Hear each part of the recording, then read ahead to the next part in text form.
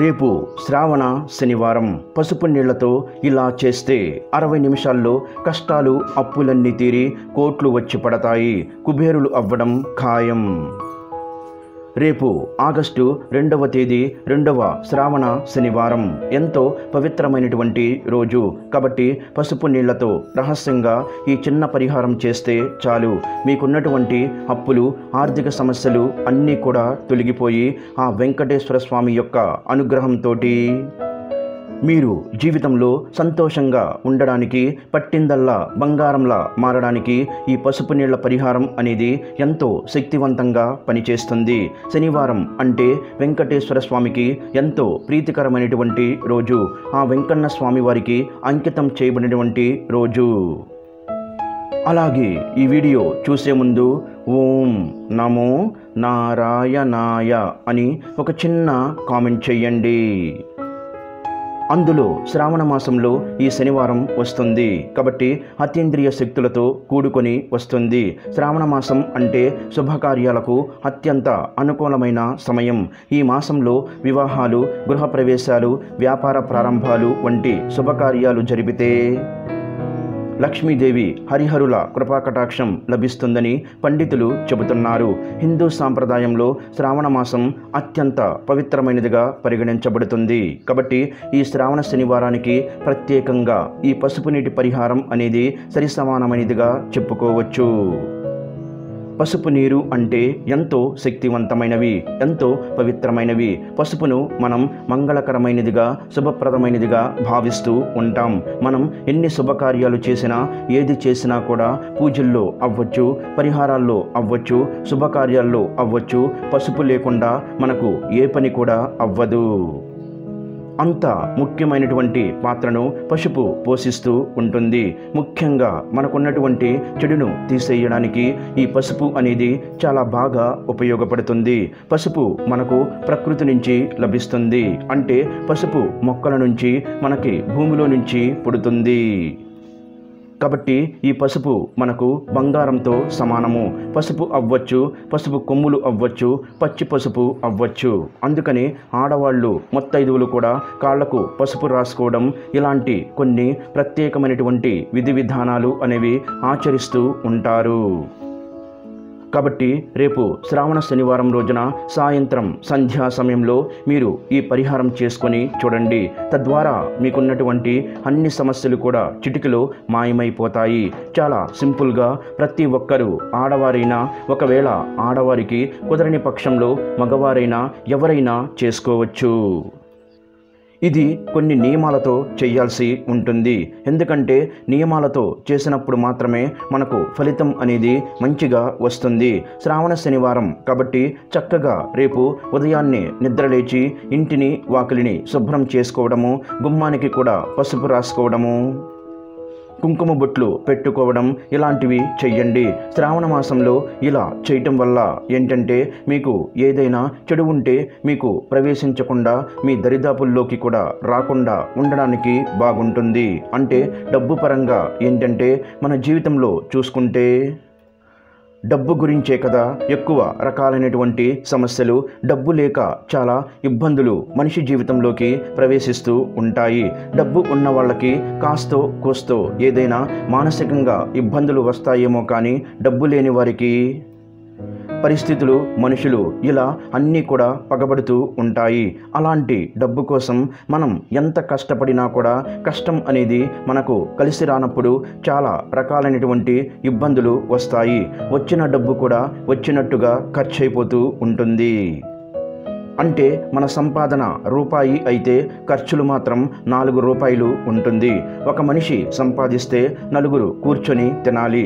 దానికి తోడు మితిమీరిన ఖర్చులు, అంటే ఏదైనా అనారోగ్య సమస్యలు కానీ, పిల్లల చదువుల విషయాల్లో కానీ ఒక్కొక్కసారి వృధా ఖర్చులు, ఎక్స్ట్రా ఖర్చులు ఎక్కువైపోతూ ఉంటాయి. అలాంటప్పుడు ఏంటంటే అప్పులు చేయాల్సిన పరిస్థితి వస్తుంది. ముఖ్యంగా మధ్యతరగతి కుటుంబాల్లో ఈ సమస్య అనేది ఎదురవుతూ ఉంటుంది. ఇక చేసేది ఏమీ లేక తప్పనిసరి పరిస్థితుల్లో అప్పులు తీసుకుంటూ ఉంటాము. అలా ఆ అప్పులు తీసుకున్న కాడి నుంచి వాటికి వడ్డీలని అలా వడ్డీలు కడుతున్నా కూడా అసలు అంతే ఉంటూ ఉంటాయి. మరి ఈ వడ్డీ కట్టడానికి మీకు వచ్చే ఆదాయం సరిపోవడం లేదు. మరి ఈ అసలు ఎప్పుడు కట్టుకోవాలి? అలాంటి స్థితిలో చాలామంది కూడా ఉన్నవి అమ్ముకొని, అంటే భూములు అవ్వచ్చు, పొలాలు అవ్వచ్చు, స్థలాలు అవ్వచ్చు, అలాంటివి అమ్ముకొని రోడ్డు మీద పడుతూ ఉంటారు. ఎందుకంటే అప్పు ఇచ్చినోళ్ళు ఊరుకోరు కదా, వాళ్ళు గట్టిగా నిలదీయడంతో ఏం చెయ్యాలో దిక్కుతోచని స్థితిలో ఉంటారు. చెప్పుకోవడానికి అయిన వాళ్ళు ఎంతోమంది ఉంటారు, కానీ ఎవ్వరూ కూడా ఒక్క రూపాయి సహాయం చెయ్యరు. నలుగురు అయిన వాళ్ళు ఉన్నప్పుడు ఆ నలుగురు 4 రూపాయలు సహాయం చేస్తే మీ అప్పు తీరిపోతుంది. కానీ ఈ రోజుల్లో ఎవరు ఇస్తారు? ఎవ్వరూ కూడా ఇవ్వరు. కాబట్టి చుట్టాలైనా బంధువులైనా వీళ్ళందరూ చెప్పుకోవడానికి మాత్రమే, కానీ డబ్బు పరంగా చూసుకున్నట్లయితే ఎవ్వరికి సహాయం చెయ్యరు.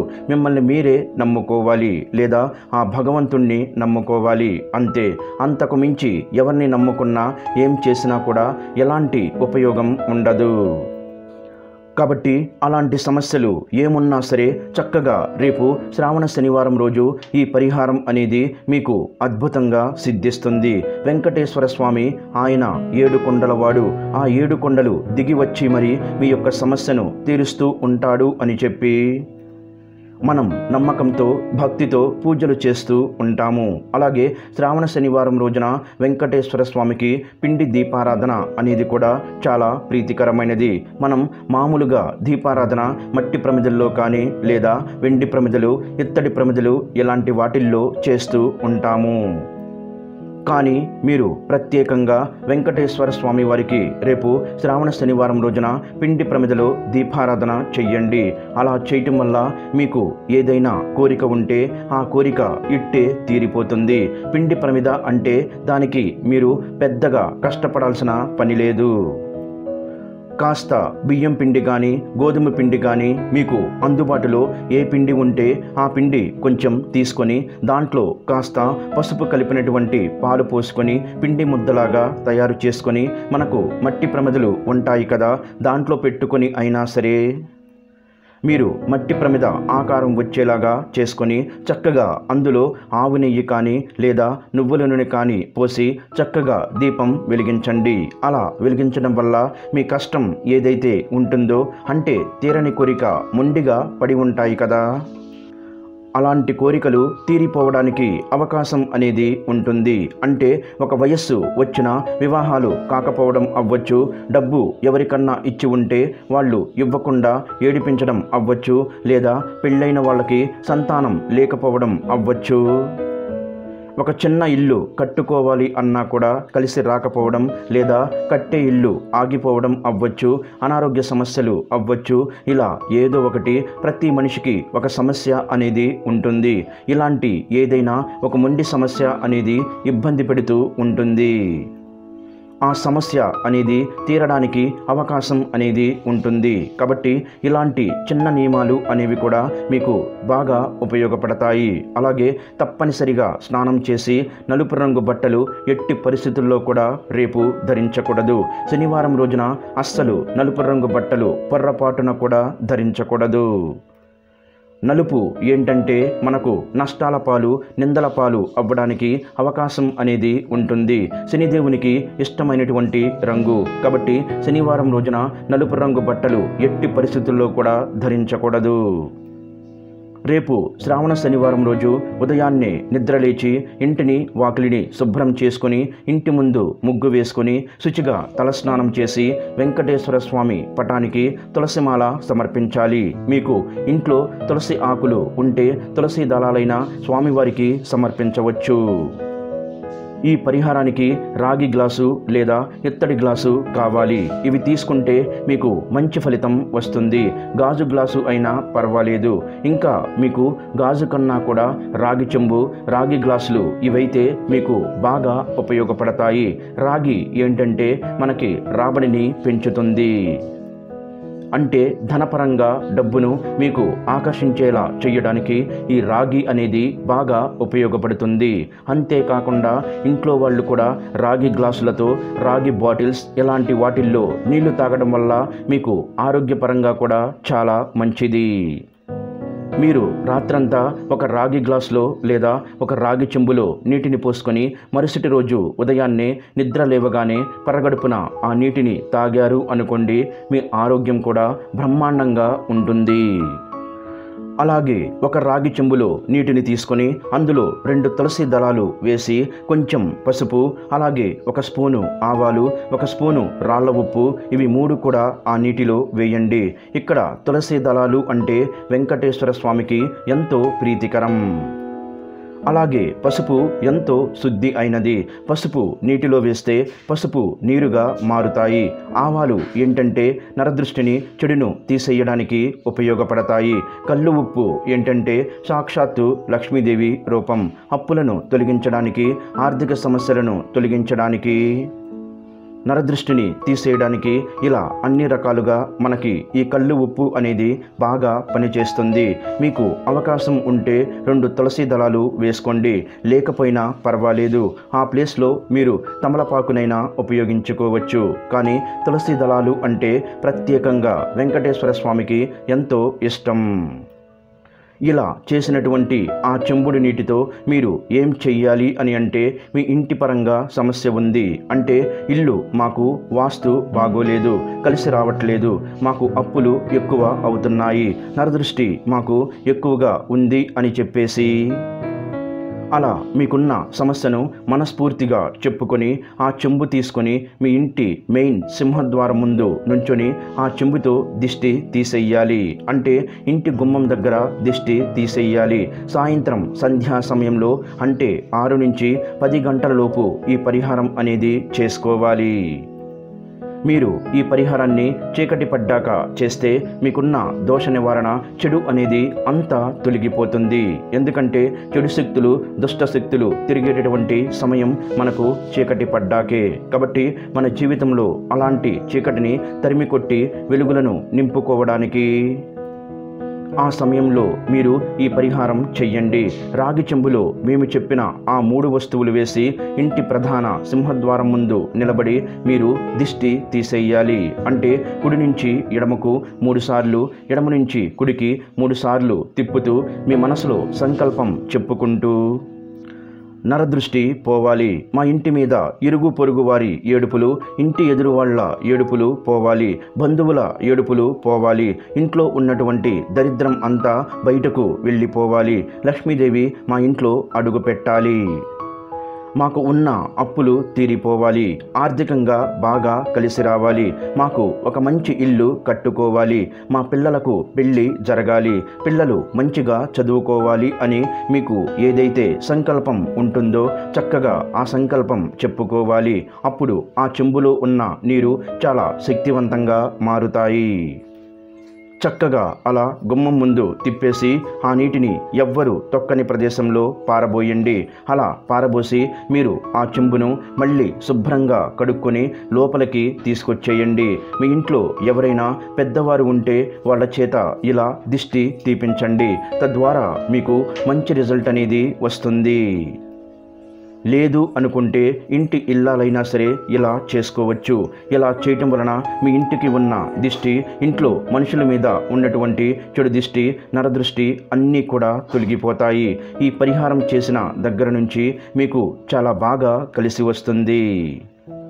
అంటే తాకట్టులో ఉన్న బంగారం విడిపించుకోవడం కానీ, ఏదైనా కొనుక్కోవాలి అనుకున్న డబ్బు చేతికి అందడం, ఇలా మీరు ఏదైతే మనసులో సంకల్పం చెప్పుకుంటారో ఆ కోరిక అనేది 60 నిమిషాల్లో తీరడానికి మీకు అవకాశం అనేది ఉంటుంది. ధన సంపాదన పెరుగుతుంది.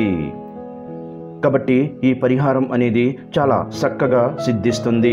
ఇలా చేశామని చెప్పి మీరు ప్రత్యేకంగా పనిగట్టుకుని ఎవ్వరికీ చెప్పాల్సిన పని లేదు. అలా చెబితే మీకే నష్టం. మనం బాగుపడుతున్నాం అంటే జనం ఏం సంతోషపడరు, ఇంకా కుళ్ళుకుంటారు. కాబట్టి ఈ జనానికి ఎవ్వరికీ ఏమీ చెప్పాల్సిన పని లేదు. రేపు శ్రావణ శనివారం రోజు మేము చెప్పిన విధంగా ఈ పరిహారం చేసుకొని సాయంత్రం సంధ్యా సమయంలో గుమ్మం దగ్గర కూడా 2 దీపాలు వెలిగించుకోండి. అలా వెలిగించడం వల్ల కూడా గుమ్మం ఎంతో కలకలలాడుతూ ఉంటుంది. తద్వారా లక్ష్మీదేవి మీ ఇంట్లోకి అడుగు పెడుతుంది. ఇంటి లోపల కూడా రేపు శనివారం రోజున తప్పనిసరిగా దీపారాధన చేసుకోండి. వెంకటేశ్వర స్వామి ముందు ఇలా చేయటం వలన ఈ శ్రావణ శనివారం అనేది మీకు అద్భుతంగా కలిసి వస్తుంది. ముఖ్యంగా మీకు ఉన్నటువంటి కష్టాల్ని నష్టాల్ని తీసేయడానికి ఈ పరిహారం అనేది బాగా సిద్ధిస్తుంది.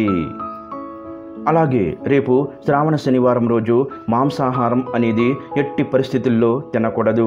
ఇంట్లో కానీ బయట కానీ నాన్ వెజ్ అనేది వండకూడదు, తినకూడదు. ఈ నియమాలు మాత్రం తప్పనిసరిగా పాటించాలి. ఇది గుర్తుంచుకోండి. అప్పుడు మనకి మంచి ఫలితం అనేది కొన్ని క్షణాల్లో వస్తుంది. అలాగే శనిదేవుడికి వాహనం కాకి కాబట్టి మీ ఇంటికి రేపు శనివారం కాకి వస్తే మీరు వండిన అన్నం నుంచి తొలి ముద్ద అన్నం కాకికి పెట్టండి. తద్వారా పితృదేవతల ఆశీర్వాదాలు కలుగుతాయి.